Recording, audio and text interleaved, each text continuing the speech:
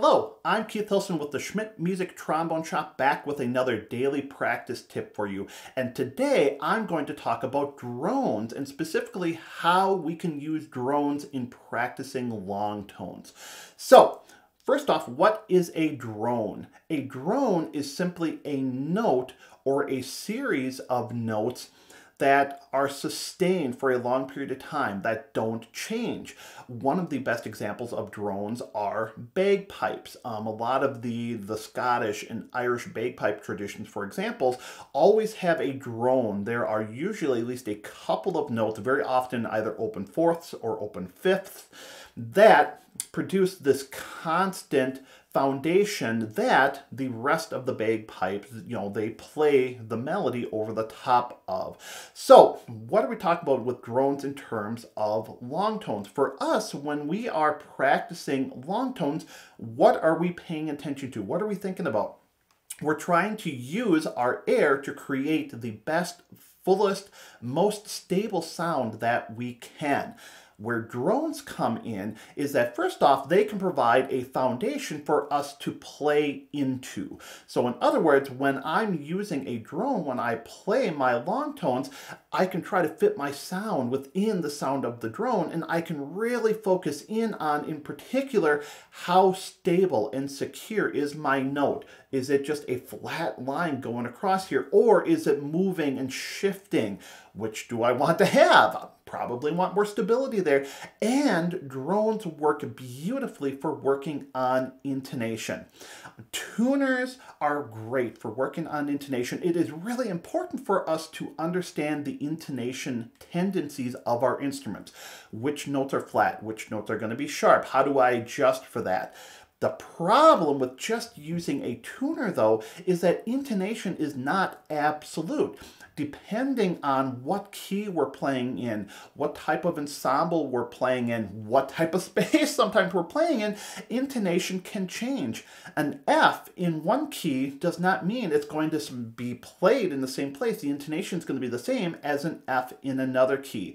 And so, using drones can be a fantastic way for us to learn how within a given key structure, the intonation of these notes and how they fit in our instrument can change. Now, there are any number of different resources available for drones. There are tons of different resources on YouTube, for example. For a long time, there was a great series that were produced of cello drones in all 12 keys. One of my favorites right now is actually from Tonal Energy on my iPhone here. And on Tonal Energy, they have a drone generator here. So for example, I can pick the key of B flat. Let's say I want to work around in the key of B flat. Well, great, and I can add different octaves.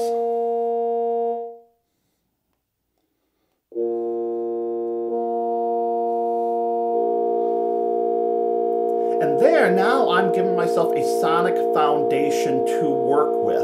And then what I will do is I will take this and I will work on my long tones with this. And I'll be thinking about, again, how my sound, how each note is interacting with this drone.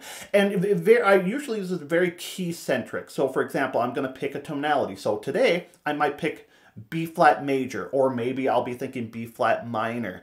And I'm always thinking about air into sound and keeping that fundamental concept, and then thinking about how those notes are interacting with this drone, with this tonality that I'm playing. I use a lot of, especially,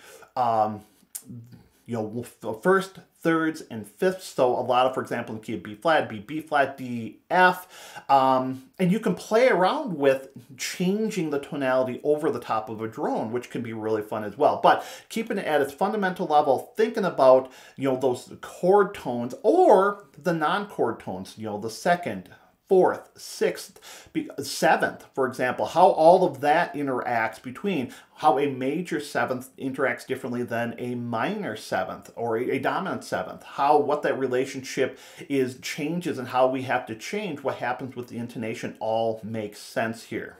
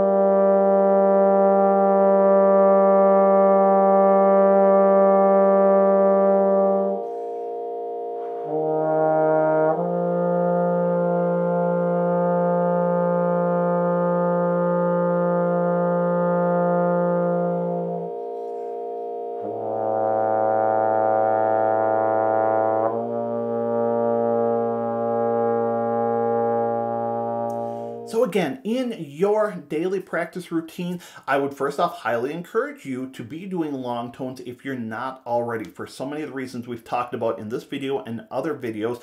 But I would encourage you to maybe put some drones in as a part of it. I don't use drones every day. I like to change up my practice routine to keep myself interested, but I'm always thinking about the same concept. So I'm always thinking about the same ideas with my long tones, even though I'm playing different exercises. But drones are a big part of what I do because there are a lot of benefits to what they can provide. So I would encourage you to look out for some of those resources, find some of those, include that in your practice routine. I can guarantee it won't hurt your playing, and I think it will help. So happy practicing, and as always, please keep making music.